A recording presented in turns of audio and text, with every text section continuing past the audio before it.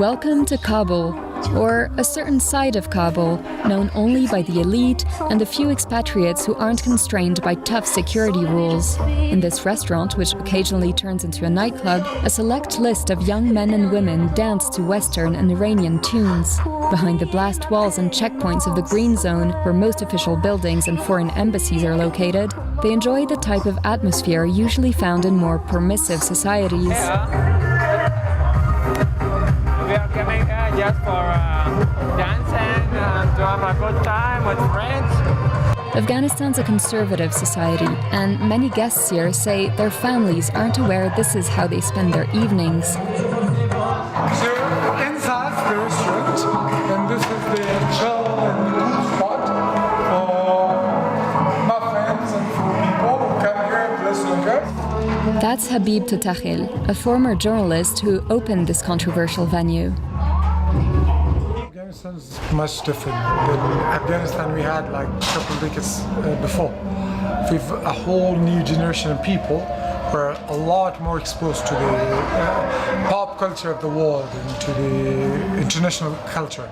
So what I want to do in this country is to create spaces for people who want to chill, who want to feel comfortable, who want to have peace of mind for themselves. At the other end of the city, in a more modest neighborhood, we head to Jackson Art Cafe. Today, poets read their work to a captivated audience.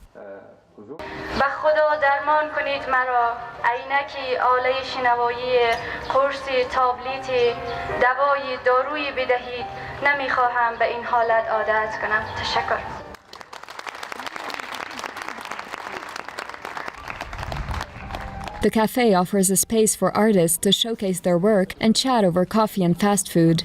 I myself believe that cafes are a leading place for the change in a society. Like we have created this, and many people will come here. They can see their favorite artist, and also they can exchange some ideas. Such places makes people understand more of the modern world, of the peace. Such ventures are a huge risk in Afghanistan. The crippled economy means that most businesses don't last very long. But that didn't stop Khalid Wardak. After studying fashion design in London, he came back to his native Afghanistan to create Rusand, a fashion brand for men.